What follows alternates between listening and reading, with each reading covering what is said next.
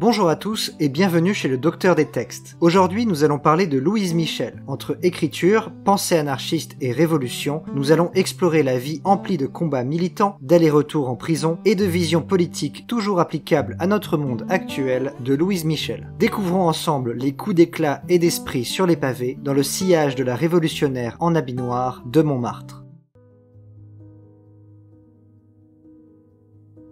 Louise Michel naît dans le château de Vroncourt en 1830. Elle est la fille d'une femme de chambre et, cela est suspecté, du fils du propriétaire du château. Les châtelains s'occuperont de son éducation et la traitèrent comme s'il s'agissait de leur petite fille. Elle apprend à lire, à se cultiver, à s'informer, ce qui est assez rare à cette époque pour une fille de prolétaire. À leur mort, 20 ans plus tard, Louise et sa mère doivent partir du château et vont s'installer en Haute-Marne. C'est là qu'elle passe l'examen du brevet de capacité nécessaire pour enseigner, qui lui permet de devenir sous-maîtresse, l'équivalent d'assistante éducative. Elle voulut être institutrice, mais son problème était qu'il fallait prêter serment à Napoléon III pour avoir le droit de l'être. Les serments d'allégeance, ce n'est pas pour elle. Elle ouvre donc une école libre et indépendante à Audeloncourt en 1853, puis une autre à Clémont en 1854, et une autre à Midières en 1855, toujours en Haute-Marne. Ces écoles sont assez novatrices puisqu'elles sont gratuites et mixtes, une exception au XIXe siècle. N'étant pas le genre de personne à rester sans rien faire, elle part un an plus tard pour Paris,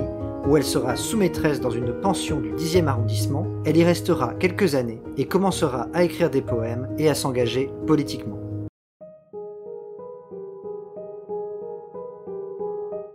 Pour continuer ses études et obtenir son baccalauréat, un diplôme très prestigieux au 19e siècle, Louise suit des cours d'instruction populaire. Ses précepteurs élargiront son horizon politique. Elle écrira pendant ce temps ses premiers poèmes sous le pseudonyme d'Enjolras, une référence à un personnage du même nom, figure révolutionnaire dans l'ouvrage Les Misérables de Victor Hugo. Elle enverra d'ailleurs plusieurs poèmes à ce dernier, qui fit avec le temps des comparaisons entre sa personne et des autres figures historiques féminines connues pour leur courage. Ils échangèrent par lettres pendant 29 ans. Sa première publication, très courte, a pour titre « Lueur dans l'ombre, plus d'idiots, plus de fous, l'âme intelligente, l'idée libre, l'esprit lucide de la terre à Dieu ». Elle est précédée de 2 poèmes courts d'elle-même et Hugo et exprime la nécessité de l'esprit éclairé et capable. Elle y fait état de l'importance de l'éducation, surtout celle du fou et de l'idiot, ainsi que la force de la compassion, de l'entraide, de l'amour des autres face à la haine. On peut déjà y observer des thèmes qu'elle développera de manière plus radicale par la suite. Elle lutte aussi contre la prostitution, Paris étant la capitale européenne de ce commerce humain. Elle y sera toujours opposée, y voyant une objectification et une déshumanisation qu'elle dénonce ainsi. Il y a entre les propriétaires des maisons de prostitution échange de femmes comme il y a échange de chevaux ou de bœufs entre agriculteurs. Ce sont des troupeaux, le bétail humain est celui qui rapporte le plus. Est-ce qu'il n'y a pas des marchés où l'on vend, dans la rue, aux étalages des trottoirs, les belles filles du peuple, tandis que les filles des riches sont vendues pour leur dot? L'une la prend qui veut, l'autre on la donne à qui on veut. La prostitution est la même. Louise devient ensuite secrétaire de la Société démocratique de moralisation, une association qui défend les ouvrières et les ouvriers. Elle encourage les femmes à travailler et à vivre de leur travail. Puis, la militante révoltée par la misère ouvrière participe à la revendication des droits des ouvriers. Mais le drame qui la fera aller dans la lutte de manière encore plus intense est celui du journaliste Victor Noir, où elle s'impliquera directement et avec rage.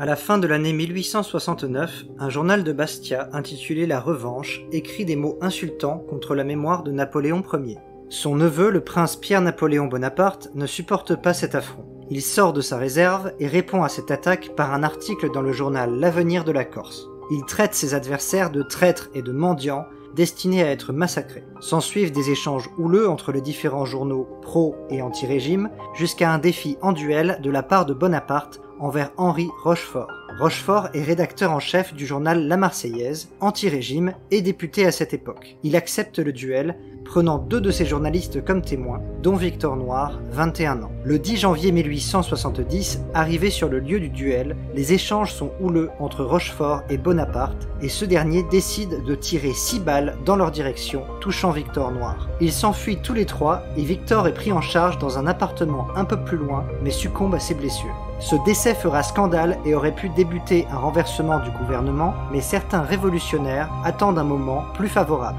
C'est là que Louise s'implique.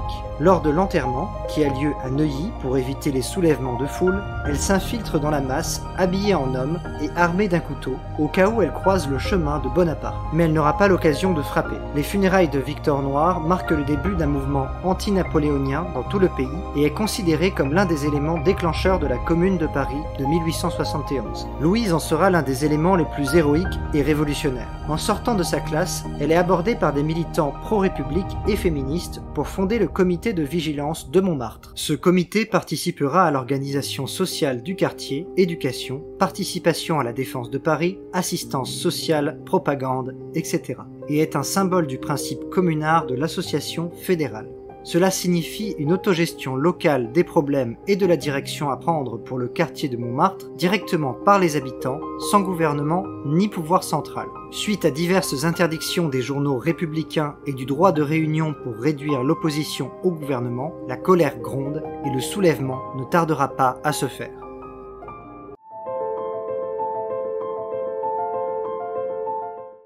Une fédération de Parisiens commence à prendre le contrôle non officiel de l'ouest de la ville en 1871 lors de la guerre contre la Prusse. La cause du soulèvement général qui suivra est une batterie de canons qui appartient aux fédérés, c'est-à-dire aux indépendants. L'un des généraux de l'armée française tente de les reprendre à l'aide de la garde nationale. Cependant, face au soulèvement de la population qui souhaite pouvoir avoir les moyens de se défendre, la garde nationale passe de leur côté et aide à garder le quartier sous contrôle des fédérés. Ces fédérés comptent empêcher l'armée de tirer sur la foule et font arrêter le général qui en a donné l'ordre, car tous les bataillons de la garde nationale ne s'allient pas aux fédérés. Louise s'habille d'un uniforme de la garde nationale et elle participe à une attaque sur l'hôtel de ville où elle est la première à tirer un coup de feu en 1871. Chaque quartier de Paris s'organise peu à peu et crée des barricades pour empêcher l'armée de rentrer. La ville est à la fin de la journée aux mains des Parisiens eux-mêmes, quartier par quartier, après des combats contre les zones loyalistes et le gouvernement est forcé de fuir à Versailles. Une fois la ville indépendante, un conseil est créé et gère la ville de Paris de manière démocratique et directe, malgré des dissensions dans les quartiers les plus bourgeois. Des élections sont organisées et respectées. Louise Michel s'occupera d'opérations sociales et d'enseignement pour toute la population, sans restriction. La ville de Paris prospérera en autogestion, selon des principes de démocratie directe et d'autorité populaire du 18 mars 1871 au 28 mai 1871. Beaucoup de nouvelles mesures seront instaurées. Toutes les dettes impayées sont considérées comme nulles, les loyers sont gelés et des orphelinats ainsi que des pensions pour les veuves et les orphelins sont distribués généreusement. La colonne Vendôme, synonyme du pouvoir impérial, est également détruite pour signifier l'avènement d'une nouvelle ère sans l'Empire. Le drapeau rouge est adopté comme nouveau drapeau, symbole de l'anarchisme et de la commune. Une responsabilité totale de leurs actes est instaurée pour tous les élus et ils sont considérés comme révocables à tout moment. Le travail de nuit est interdit et la journée de travail réduite. Tous les moyens de production sont autogérés et le travail des femmes est payé à mesure presque égale, ce qui est assez exceptionnel pour l'époque. En termes de justice, les droits sont assurés aux accusés et les juges sont élus par le peuple. L'éducation se voit transformée en éducation laïque, basée sur la science et s'affranchit de toute influence religieuse. L'art se voit également libéré sans aucune restriction ni censure et organise de nombreux concerts et expositions, voyant des artistes prendre le contrôle direct des musées. Le peintre Gustave Courbet décrira le fait de vivre sous la Commune ainsi. Point de police, point de sottise, point d'exaction d'aucune façon, point de dispute. C'est un vrai ravissement. Cette commune s'étendra à d'autres villes du pays comme Lyon, Marseille, Montpellier et Grenoble, bien qu'à des moments différents, et le système reste le même, l'autogestion. Cependant, ce nouveau système de gestion et le fait de s'être fait éjecter de Paris ne plaît pas au gouvernement exilé à Versailles. C'est avec ses actions lors des combats que le surnom de Vierge Rouge est donné à Louise et utilisé par la suite, même s'il est invérifiable, pour lui donner une figure comparable à une Jeanne d'Arc moderne. Attention à ce surnom toutefois, car il laisse parfois penser que ses qualités morales seraient plus importantes que ses combats militants et militaires. Le gouvernement de Versailles, maintenant illégitime, ne tarde pas à répondre en 1871 par l'envoi de plusieurs bataillons. Ceux-là, par leur expérience et leur coordination plus aboutie, commencent à reprendre plusieurs parties de la ville. Ces combats entre royalistes et fédérés mettront Paris à feu et à sang, comme on peut le voir sur de nombreuses lithographies ou peintures relatant cette époque. Paris est détruite par les bombardements de l'armée venant de Versailles. La commune sera finalement détruite par les attaques de cette armée et la majorité des leaders de cette révolution seront exécutés directement dans les rues de Paris. Les combats et exécutions se dérouleront dans des lieux bien connus, la rue de Rivoli, le Panthéon, le Jardin du Luxembourg ou encore le cimetière du Père-Lachaise. Là-bas, il reste encore aujourd'hui une plaque commémorant leurs combats et les plus de 30 000 morts de la commune abattus par les forces gouvernementales. Louise Michel prendra part à ces combats, mais la seule raison pour laquelle elle se rendra fut pour protéger sa mère qui devait être emprisonnée à sa place. Louise Michel est, comme beaucoup, condamnée par un tribunal de guerre se tenant peu après la reprise de la ville. Mais comme à son habitude, elle défiera une nouvelle fois le pouvoir en exigeant la mort de cette phrase. « Si vous n'êtes pas des lâches, tuez-moi ». Car contrairement à d'autres, elle ne niera ni ne minimisera ses actions lors de la Commune. Elle réclamera même son exécution.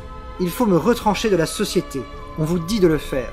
Eh bien on a raison, puisqu'il semble que tout cœur qui bat pour la liberté n'a droit aujourd'hui qu'à un peu de plomb, j'en réclame ma part, moi. » Elle sera finalement condamnée à l'exil au bagne de Nouvelle-Calédonie. Cependant, c'est mal la connaître de penser qu'elle se soumettra à sa situation de son plein gré, et elle continuera sa résistance, même loin de l'Hexagone.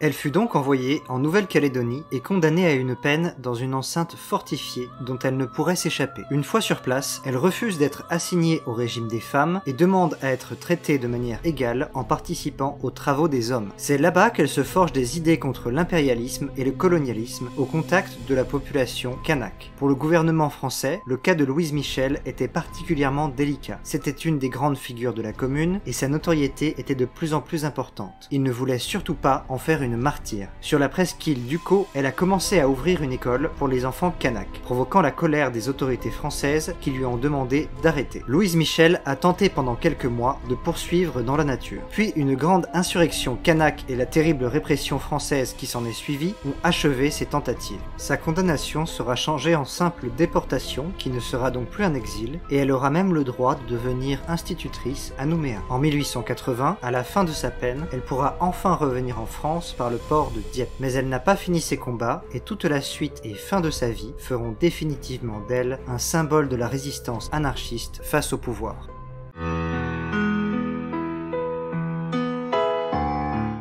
À son arrivée au port, elle est accueillie en héroïne. Puis sur le quai de la gare Saint-Lazare, une foule de 10 000 personnes l'attend et crie haut et fort « Vive Louise Michel, vive la Commune, à bas les assassins !»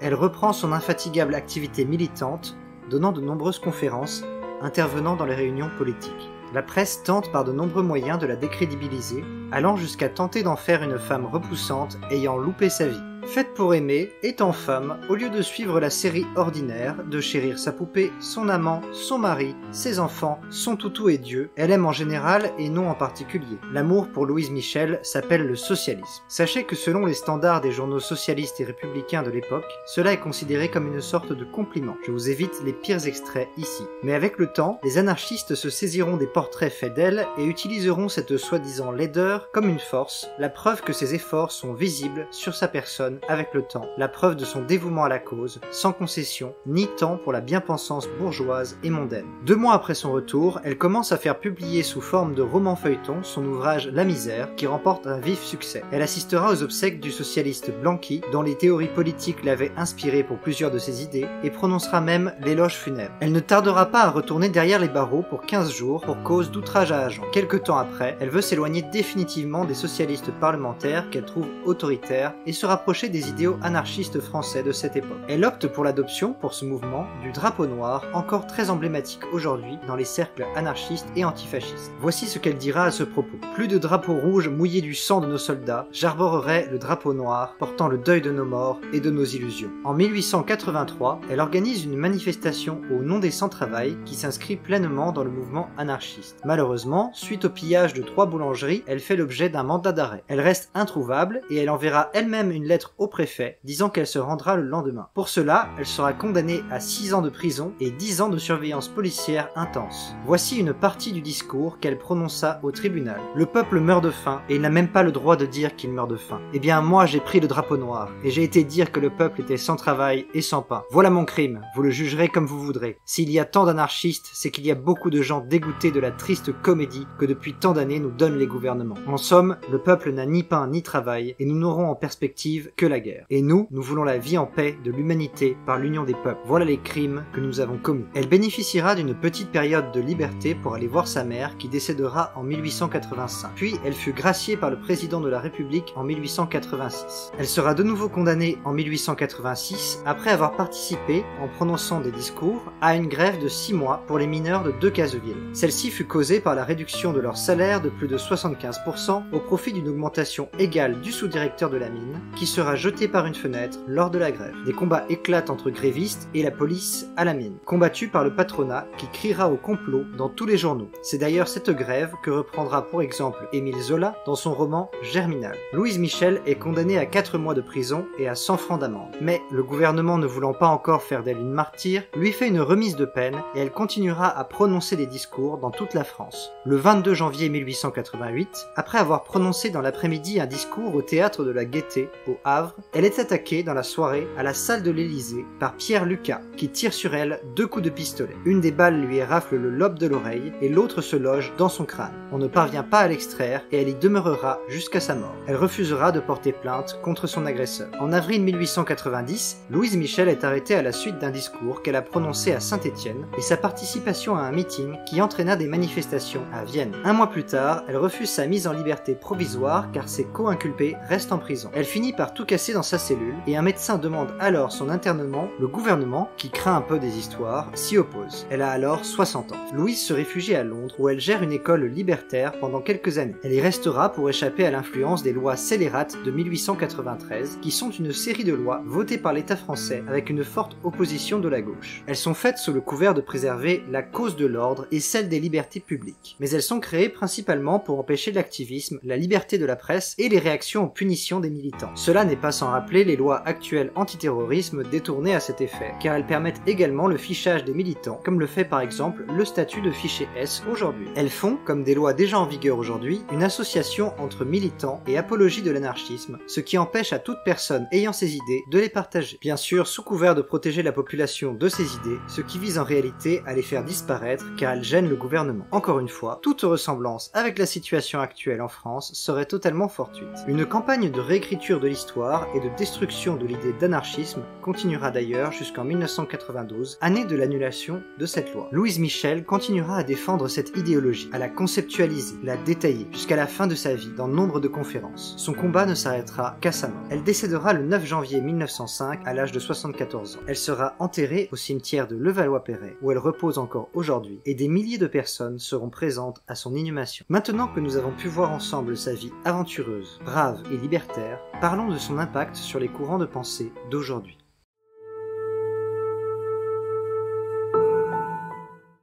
L'héritage de Louise Michel se base sur 2 éléments principaux. Sa vie, bien sûr, et toutes les actions qu'elle a pu entreprendre lors de celle-ci, mais également ses ouvrages de 1886 et 1898, de mémoire de ses combats et de la Commune. Ces ouvrages sont une mine d'or pour connaître la vie et les pensées de Louise Michel, ainsi que ses vœux sur la société et l'organisation sociale et politique d'un pays, ce qu'il devrait être et ce qu'il n'a pas su être à son époque. Nombre de ces combats sont encore d'actualité et de manière de plus en plus fréquente à mesure que les droits sont réduits ou reculent dans certains pays. L'un des mouvements qu'on associe souvent à Louise Michel est le féminisme, du fait de cette prise de position contre la prostitution, l'objectification des femmes et son exemple de vie personnelle. Notre place dans l'humanité ne doit pas être mendiée, mais prise. Si l'égalité entre les 2 sexes était reconnue, ce serait une fameuse brèche dans la bêtise humaine, dit-elle dans l'un de ses discours. En étant une femme puissante par ses actes, ses actions et ses possibilités dans la vie, refusant tous les standards qui étaient forcés sur la gente féminine de son époque, elle a pu faire progresser cette cause. Concernant la prostitution, toujours en vigueur légalement ou illégalement aujourd'hui dans de nombreux pays, elle dira « Il y a entre les propriétaires de de maisons de prostitution, échange de femmes, comme il y a échange de chevaux ou de bœufs entre agriculteurs. Ce sont des troupeaux, le bétail humain est celui qui rapporte le plus. Cela peut faire écho au discours de nombreuses associations et mouvements à travers le monde luttant contre les trafics de ce genre de nos jours. Ces idées restent encore très actuelles, malheureusement. D'ailleurs, son féminisme lui est souvent attribué au fait qu'elle n'ait eu que peu de personnes, que l'on sait aujourd'hui susceptibles d'avoir partagé un amour avec elle dans sa vie. On lui attribue parfois quelques aventures avec Victor Hugo, Charlotte Vauvel ou avec l'un de ses camarades de la commune, Théophile Ferré. Cependant, je ne m'intéresserai pas à cette partie-là de son histoire puisque je ne la pense pas importante pour souligner ses actions, son importance ou son impact sur la société. Je l'expliquerai en citant un article de 2005 d'Elisabeth Claude, membre de la commission Femmes de la Fédération anarchiste, qui se demande si celles et ceux qui se focalisent sur la sexualité de Louise Michel se préoccupent des amours de Vallès, des rages de dents de Kropotkin ou de la coupe de cheveux de Pouget. Elle affirme qu'il est bien plus intéressant et nécessaire de se souvenir et de parler d'elle comme une personne et comme militante, car sa vie et ses engagements nous apportent encore des arguments pour nos luttes d'aujourd'hui. Elle écrivit également 2 morceaux de musique, l'Internationale noire et la danse des bombes,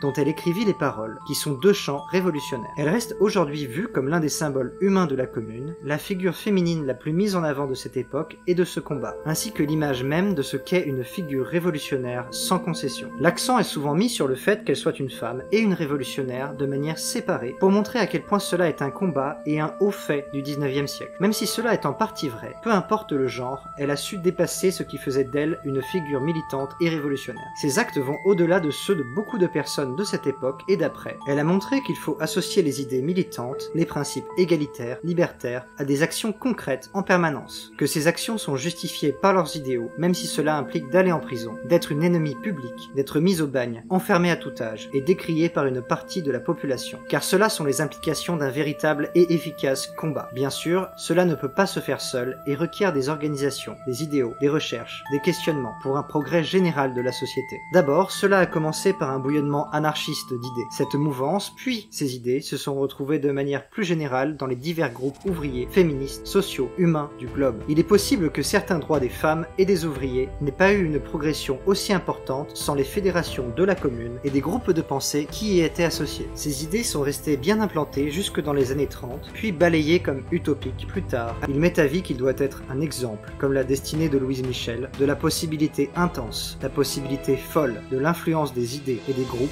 sur la destinée de tout un peuple. Tant que ces pensées sont encore disponibles et accessibles, tant qu'elles le resteront, que les gens la partageront et s'en inspireront, ces idéaux ne pourront pas mourir. Ils auront un coût humain, politique. Peut-être même nécessiteront-ils des luttes plus directes afin d'être entendus, pour qu'ils résonnent à nouveau partout. Ils pourraient être appliqués d'abord en projet, puis en action et futur concret. La commune n'est pas morte tant qu'elle continue de vivre dans l'imaginaire collectif, où elle s'améliore, se renforce et se modernise. C'est à nous de ne pas l'oublier. Sur une note plus personnelle, je sais qu'il existe aujourd'hui des milliers de combats libertaires et pour les droits de tous, menés avec beaucoup de véhémence, ainsi que des ONG internationales qui font un travail exceptionnel. Mais vos moyens sont parfois plus efficaces lorsque vous aidez de manière directe des organisations locales plus petites et très motivées, aux actions que vous pouvez réellement constater. C'est aussi contribuer à l'amélioration de l'humanité. Merci d'avoir regardé cette vidéo. N'oubliez pas de la liker, la commenter et la partager si vous l'avez appréciée. Cela encourage mon travail et à bientôt chez le Docteur des Textes.